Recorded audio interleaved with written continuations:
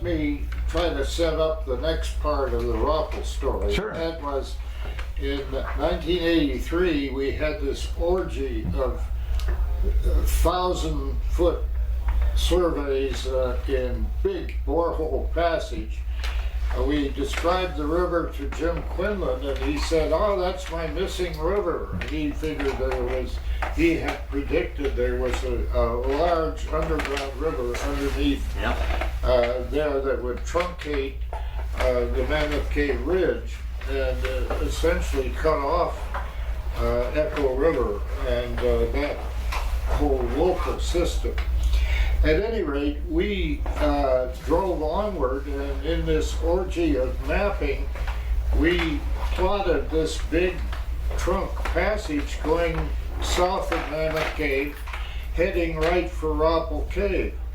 And as we got closer to there, we learned two things. One, that in Roppel Cave, they had discovered what they identified as Logsdon River, and that Quinlan had die-traced it They didn't call it Logsdon River. That's what Don Coons called what they called Logsdon. All right. Well, anyway, I don't know what they called they it. were the same river, so that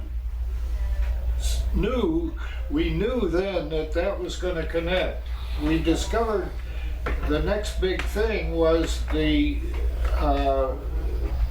passage descending from Bransford Avenue, which was known as the French Connection, connected to this big underground river. And as we went up the river, we were getting closer and closer, and in a political problem with the Central Kentucky Karst Coalition.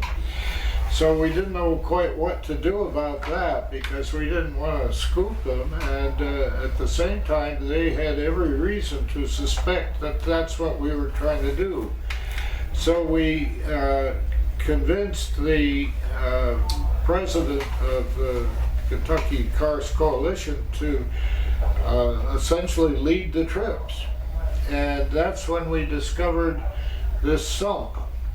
And the sump looked like the tail, the upper end of what you could do short of diving. So I'll leave it there, because a lot of discovery was going on in Roppel Cave, including finding this big underground river.